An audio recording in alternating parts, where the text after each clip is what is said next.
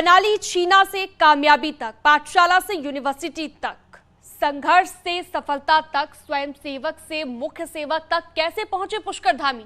ज्यादातर लोग जानते हैं कि पुष्कर धामी खटीमा के निवासी हैं, लेकिन आज हम आपको उनके असली गांव लेकर चलेंगे। उस पाठशाला में जाएंगे जहां पर 5वीं तक उन्होंने पढ़ाई की, उस पगडंडी पर चलेंगे जो उनके गांव जाती है और उन दोस्तों से मिलेंगे जो संघर्ष के साथी हैं। इतना ही नहीं, पिथौरागढ़ का बालक खटीमा कैसे पहुंचा और फिर लखनऊ में जिंदगी के रास्ते को कैसे मोड़ा, आज हम इन कहानियों को आपको दिखाएंगे।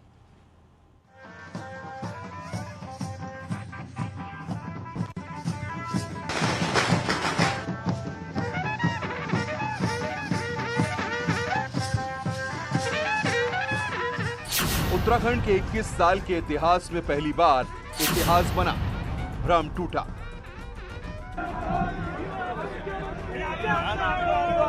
पहली बार कोई नेता अपने चेहरे पर लड़ा और फिर से सत्ता हासिल की।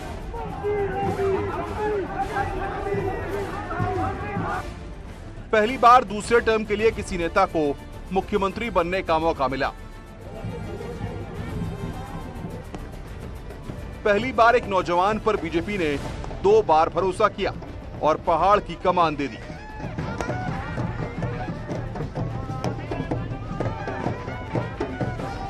यह पुष्कर सुनकर कांग्रेस के लोग समझते हैं कि यह पुष्कर तो फ्लावर है, फूल है, लेकिन मैं कांग्रेस के दोस्तों को बताना चाहता हूं, अपना पुष्कर फ्लावर भी है और अपना पुष्कर फायर भी है।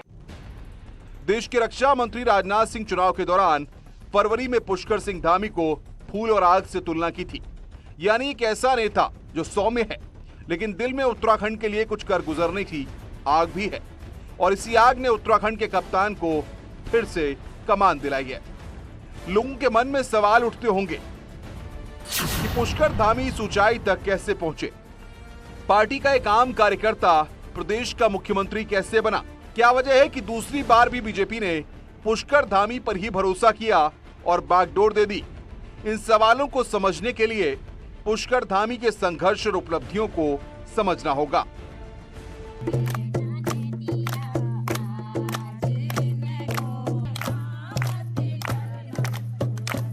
कर्मभूमि खटीमा। 21 मार्च को जब खटीमा के लोगों को पता चला कि पुष्कर धामी विधायक दल का नेता चुन लिए गए हैं, तो पूरे इलाके में जश्न का माहौल बन गया। गांव की महिलाएं पुष्कर धामी के घर पहुंची और दरवाजे पर ढोलक की थाप पर नृत्य करने लगी।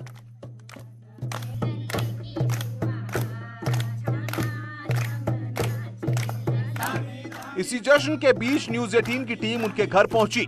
इसी घर से पुष्कर धामी ने 11वीं और 12वीं की पढ़ाई की।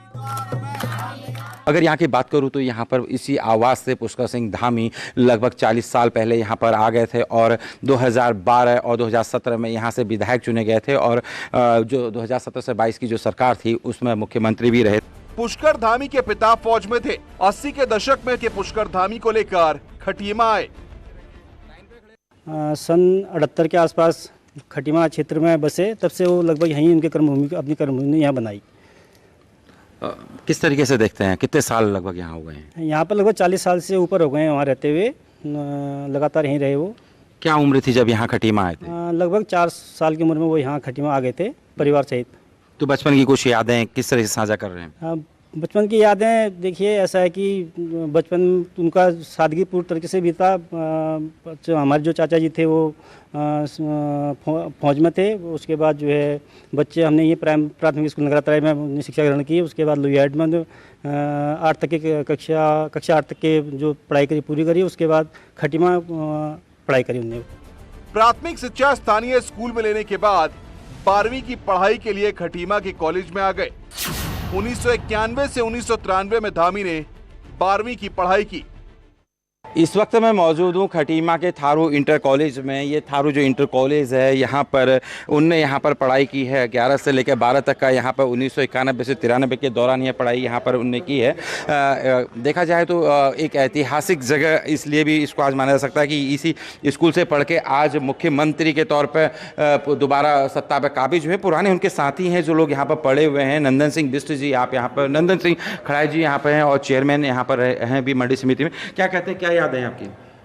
देखिए, माननीय यशस्वी मुख्यमंत्री जी नगरा तराई से इसे थारू राजकीय इंटर कॉलेज में अध्ययन करने आते थे और हम भी इसी थारू राजकीय इंटर कॉलेज से इंटर फर्स्ट ईयर और इंटर फाइनल यहीं पर किया हमने। और उस दौरान अपनी उच्च शिक्षा के लिए माननीय मुख्यमंत्री जी इंटर करने के बाद लखनऊ चले गए और हम लोग इसी खटीमा राजकीय जो आपका हेमंती नंदन बहुगुणा महाविद्यालय, वहाँ पे हमने अपनी उच्च शिक्षा प्राप्त की। मित्रों के बीच पुष्कर धामी की छवि काफी अच्छी थी। उनके दोस्तों ने पुराने दिनों को याद कर बताया कि धामी बहुत ज्यादा बोलते नहीं थे। पढ़ाई पर फोकस और दोस्तों के साथ वक्त बिताना उन्हें पसंद था। सबके साथ उनका तालमेल बहुत ही अच्छा रहा करता था और वो लगातार उसी दौरान उनकी नेतृत्व क्षमता लगातार दिखती थी। वो किस प्रकार हम लोगों को एकजुट रखा करते थे और किस प्रकार जो छोटी मोटी समस्याएं उसके निराकरण के लिए वो लगातार विद्यालय में अध्यापकों से, प्रधानाचार्य जी से मुलाकात किया करते थे। उनकी नेतृत्व क्षमता उसी दौरान दिखती थी और लगता था कि भविष्य में वो एक बहुत बड़े आदमी बनेंगे राजनीतिक क्षेत्र में। पुष्कर धामी के दोस्तों ने हमारी टीम को उस कमरे में लेकर गए जहां पर पुष्कर धामी पढ़ा करते थे। दोस्तों ने प्रयोगशाला भी दिखाई। तो उस समय हमने साइंस साइड ग्रुप में हमने पढ़ा हुआ है, तो साइंस साइड का ये भी है, क्लासें हैं यहीं पर। अब हमारे क्लास के सामने ही आपका केमिस्ट्री और फिजिक्स की लैबें थी यहाँ पे जी। अच्छा, ये जो ये वो जगह है जहाँ पर मुख्यमंत्री ने जब यहाँ पढ़ा करते थे बतौर छात्र, तो ये रसायन विज्ञान का एक प्रयोगशाला है जहाँ पर ये इन्होंने पढ़ाई करी है। और हाँ, हमारे इसमें रसायन विज्ञान के हमारे अध्यापक थे और फिजिक्स में आप भी साथ में पढ़े हुए हैं उनके साथ में। क्या कौन सी कक्षा थी, कुछ याद है, कुछ जहन में कुछ बातें? 11 से 12 तक। 11 से 12 तक कौन सी कक्षा में पढ़े हैं आप लोग? ये इस वाली कक्षा में। अच्छा, ये वो कक्षा है। हाँ जी। अच्छा, तो ये अभी मौजूदा समय में नवोदय को दे दिया गया है। किस तरह की यादें हैं, कुछ यादें हैं? हम साथ में यहाँ पढ़ा करते थे। उसके बाद फिर धामी जी हमारे देहरादून चले गए थे, अल्मोड़ा ना लखनऊ चले गए थे। लखनऊ से एनडी हॉस्टल में गए, वहाँ से वो वहाँ पर उन्होंने विद्यार्थी परिषद ज्वाइन की थी। विद्यार्थी परिषद के वहाँ कॉलेज प्रमुख बने। फिर उन्होंने वहाँ पर कोशिश करी राजनीति भविष्य में। स्कूल छूटने के बाद भी दोस्ती नहीं टूटी थी। उनके दोस्त बताते हैं कि लखनऊ में पढ़ाई के दौरान भी जब खटीमा लौटते थे तो मुलाकात करते थे। लखनऊ से पढ़ने के बाद भी आते थे तो 4 दिन रहते थे, तो 4 दिन हम साथ ही रहते थे। आपके साथ क्या यादें जुड़ी हुई हैं उनकी? धामी जी चूँकि वो नगरा तराई में रहते थे और हमारा अपना खटीमा रोडवेज पर प्रतिष्ठान होता था और वो अक्सर जब भी उनको विद्यालय जाना होता है तो रोडवेज पर ही वो अपनी साइकिल, एक सामान्य छात्र की तरह वो आते थे। अच्छा, पुरानी यादें। और कुछ ये देखिए, जब भी हमारे पारिवारिक कोई भी कार्यक्रम रहे हैं हम लोग साथ में, किशन जी भी दिख रहे हैं और ये पूरे परिवार साथ ही उस समय के, अब जो काफ़ी बड़े हो गए अपने अपने कार्य क्षेत्रों में लोग काम कर रहे हैं, तब की ये कुछ तस्वीरें भी हैं। और कितनी पुरानी तस्वीरें होंगी? ये 20 साल पुरानी तस्वीरें हैं। पुष्कर धामी के कॉलेज की तस्वीरों को कैमरे में कैद करते वक्त हमारी मुलाकात एक अध्यापक से हुई। उन्होंने बताया कि धामी क्लास में बिल्कुल शांत रहते थे। बतौर अध्यापक भी आप यहाँ रहे हैं, तो सर अगर जो यादें अगर उसकी कहते हैं तो किस तरीके से लेते हैं आप उसमें? प्रदेश की आन बान शान उत्तराखंड को जिसने दी नई पहचान, बुजुर्गों और अध्यापकों को करते हैं सम्मान। मुख्यमंत्री हैं, उनका नाम है पुष्कर सिंह धामी है उनका नाम। मैं 1986 से इस विद्यालय में 2021 तक यहाँ पर अध्यापन का काम किया। हमारे समय में धामी जी, हमें बड़ी खुशी है कि आज प्रदेश का नेतृत्व कर रहे हैं और इस खटीमा आंदोलन की भूमि से निकला हुआ एक छात्र थारू राजकीय इंटर कॉलेज में पढ़ते हुए आज मुख्य सेवक के रूप में उत्तराखंड राज्य में अपनी सेवा दे रहे हैं। ये हम सब के लिए गौरवान्वित करने वाला पल है।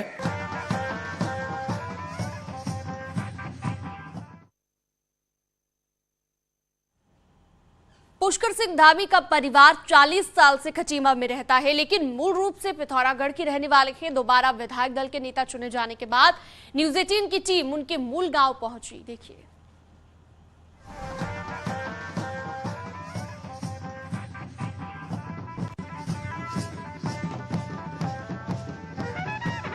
पुष्कर सिंह धामी का पैतृक गांव हड़खोला पिथौरागढ़ के हड़खोला गांव में पुष्कर धामी का जन्म हुआ था। दोबारा सीएम बनने की खबर पर ये गांव भी खुश है। यहाँ के लोग बताते हैं कि यहीं के स्कूल में सीएम धामी पहली बार पढ़ने गए थे। अभी मैं मौजूद हूँ मुख्यमंत्री पुष्कर सिंह धामी के प्राथमिक स्कूल में। पुष्कर सिंह धामी ने इसी स्कूल में 5 तक की पढ़ाई की थी। उसके बाद वो यहाँ से खटीमा शिफ्ट हो गए थे पूरे परिवार के साथ। इस स्कूल में वर्तमान में 3 स्टूडेंट यहाँ पर है और 2 टीचर है। तो निश्चित तौर पे इन बच्चों के लिए भी और जो यहाँ पर टीचर है उनके लिए भी एक गर्व का पल है, क्योंकि इसी स्कूल से निकले हुए एक छात्र आज उत्तराखंड के सर्वोच्च पद पर है। मैडम, मैं सबसे पहले आपसे पूछना चाहूँगा कैसा आप फील कर रही हैं, क्योंकि इसी स्कूल से पुष्कर सिंह धामी निकले, लगातार दूसरी बार मुख्यमंत्री बने। सर, हम तो अच्छा ही फील करेंगे क्योंकि हमारे स्कूल से पढ़े हुए इंसान मुख्यमंत्री बने हैं, तो हमारे लिए तो बहुत गर्व की बात है सर। तो एक और यहाँ पर टीचर हैं, वो हाल में उन्होंने ज्वाइन किया है। आपको क्या लग रहा है? सर, चैलेंजिंग तो है थोड़ा, क्योंकि दुर्गम क्षेत्र है, लेकिन जैसे कि हम देख रहे हैं अभी इस स्कूल से हमारे जो बच्चा पढ़ के गया है वो एक मुख्यमंत्री बन गया राज्य का, तो कल के दिन हमारे जो भी बच्चे हैं ये भी काफ़ी उच्च पदों में जा सकते हैं। एक सिमरन छात्रा है यहाँ पर, उनसे मैं पूछना चाहूँगा, बट आपको पता है पुष्कर धामी कौन है? सर जी, क्या है वो? अभी हमारे गांव के मुख्यमंत्री, हमारे उत्तराखंड। तो कैसा लगा फिर वो मुख्यमंत्री बने आपको? सर अच्छा लगा। और आप बताइए, आपको कैसा लगा? सर, मेरे को भी अच्छा लगा। क्या कहोगे पुष्कर सिंह मुख्यमंत्री जी के लिए, कुछ कहना चाहोगे? सर, मुख्यमंत्री ने हमारे गांव में रोड दी। सर, धन्यवाद। पहले सीएम धामी का पैतृक गांव तक पहुंचने के लिए 6 किलोमीटर तक पैदल चलना पड़ता था, लेकिन मुख्यमंत्री बनने के बाद पुष्कर सिंह धामी ने गांव तक सड़क पहुंचाई। गांव में पगडंडियां बनाई गई, साथ ही विकास के और काम भी किए गए। आपको जानकर हैरानी होगी कि पुष्कर धामी के मुख्यमंत्री बनने से पहले उनके पैतृक घर के लिए पैदल रास्ता भी नहीं था।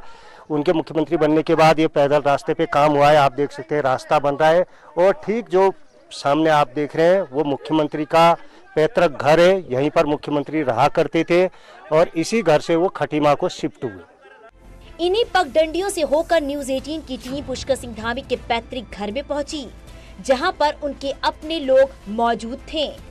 अभी मैं मौजूद हूँ मुख्यमंत्री पुष्कर धामी के पैतृक घर में। आप देख सकते हैं ये उनका पैतृक घर है और सिर्फ 2 कमरों का ये घर है। अमूमन पहाड़ों में छोटे ही घर हुआ करते हैं और इसी घर से वो निकले हैं। कुछ लोग यहाँ पर मौजूद हैं, आइए उनसे बातचीत करते हैं।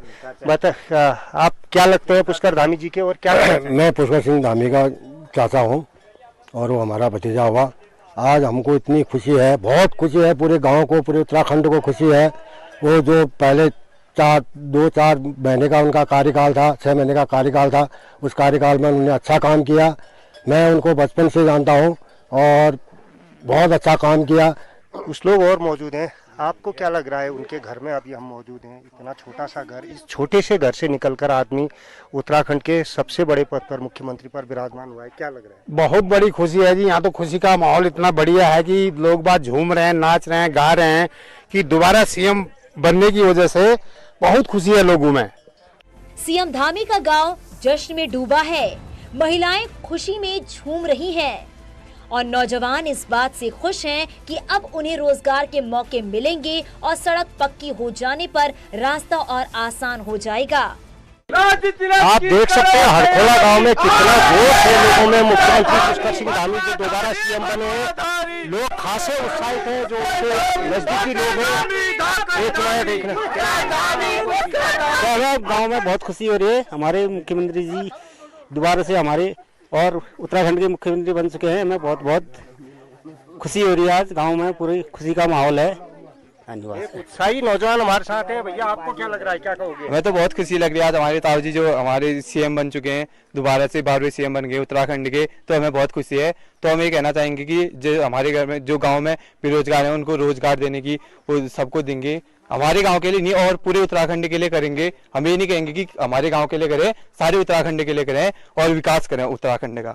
सबसे पहले तो हम हरचंदी देवता की आशीर्वाद देते हैं उनको, और खुशी है हमको बहुत ज्यादा, हरचंदी देवता की कृपा से हुई है।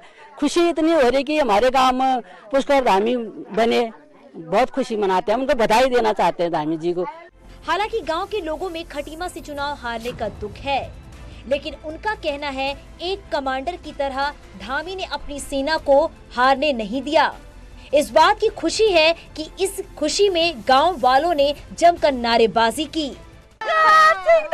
जिंदाबाद, जिंदाबाद, कैसा हो उसका धामी जैसा हो, तो कैसा हो उसका धामी जैसा हो, सिंह जिंदाबाद। अभी मैं मौजूद हूँ हरखोला के हरचंद देव मंदिर में। हरचंद देव मंदिर में मुख्यमंत्री पुष्कर धामी नवंबर के महीने में आए थे। मुख्यमंत्री बनने के बाद अपने पैतृक गांव पहली बार पहुंचे थे नवंबर में।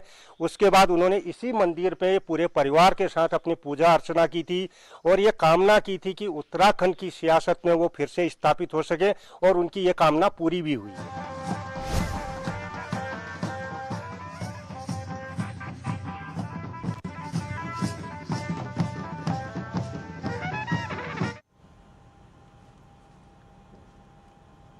पुष्कर धामी ने पिथौरागढ़ के पैतृक गांव से 5वीं तक पढ़ाई की। उसके बाद परिवार खटीमा चला गया, जहां पर 12वीं तक की शिक्षा ली और फिर उच्च शिक्षा के लिए लखनऊ चले गए और वहीं से राजनीति की डगर पर निकल पड़े। आज भी उनके दोस्त लखनऊ में याद करते हैं और धामी के संघर्ष की कहानियां सुनाते हैं।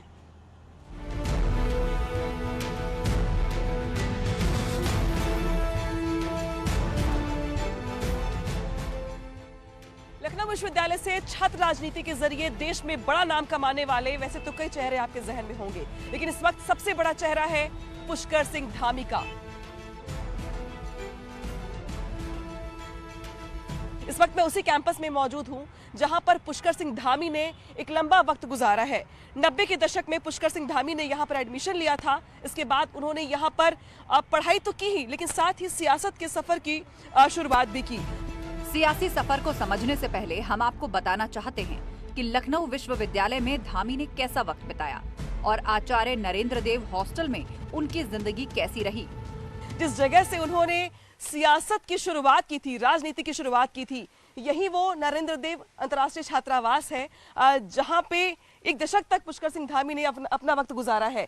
और पुष्कर सिंह धामी को जैसे ही उत्तराखंड के मुख्यमंत्री के तौर पर उनका चुनाव किया गया, ऐलान किया गया, वैसे ही इस छात्रावास में अगर बात की जाए तो यहाँ पर खुशी की लहर दौड़ पड़ी। और ये देखिए किस तरीके से यहाँ के स्टूडेंट्स ने बधाई संदेश दिया है।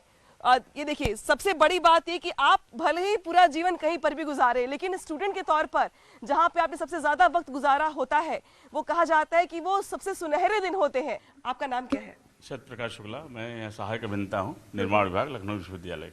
ठीक है, आपने यहाँ पे कई स्टूडेंट्स को देखा होगा, बनते, बिगड़ते भी और बढ़ते भी। अगर पुष्कर सिंह धामी की बात की जाए तो वैसे वो रहते कहाँ थे यहाँ पे? ये इसी में 219 नंबर का में रहते थे। और धामी जी बहुत ही सरल स्वभाव के थे और बड़ी उनके अंदर मित्रता भाव थी सब बच्चों से, जितने भी थे कर्मचारियों से, शिक्षकों से, सबसे बहुत ही विनम्रता पूर्वक रहते थे और यही उनकी खूबी है कि आज यहाँ तक पहुँचे हैं वो। आचार्य नरेंद्र देव अंतर्राष्ट्रीय छात्रावास के उस कमरे में भी हम गए जहां पर पुष्कर सिंह धामी रहकर पढ़ाई करते थे। लेकिन मैं आपको उस कमरे में लेके चलूंगी जहां पे पुष्कर सिंह धामी लंबे समय तक रहे हैं, पढ़ाई की है। यही वो हॉस्टल का कमरा नंबर उस समय तो 119 था और अब ये 214 हो गया है। उस समय का 119 नंबर कमरा शायद पुष्कर सिंह धामी कभी नहीं भूल पाएंगे और भूल नहीं पाएंगे इस कमरे को, जिसको आप देख रहे हैं कि ये बहुत छोटा सा कमरा। आमतौर पे जो हॉस्टल होते हैं उसमें कमरा खैर इतना ही बड़ा होता है। इस हॉस्टल में और इस कमरे में अब अगर बात की जाए तो 2 लोग रहते थे उनके साथ पार्टनर के तौर पर। लखनऊ यूनिवर्सिटी के रजिस्टर में आज भी पुष्कर सिंह धामी का नाम दर्ज है। उनके प्रोफेसर ने रजिस्टर में उनके नाम को दिखाया और बताया कि कैसे पुष्कर सिंह धामी को लखनऊ यूनिवर्सिटी ने तराशा। ये 97 था। 97, ठीक है। आपके पास कुछ रिकॉर्ड्स में है जो कि आप उस समय रखते थे इन रिकॉर्ड्स को, अभी कुछ है? हाँ, लकली जो एक रजिस्टर मुझे मिल गया जो हमारे उसमें के स्टूडेंट्स का है। और यहाँ एक छोटे से ब्रेक के लिए रुकेंगे, जल्द हाजिर होते हैं।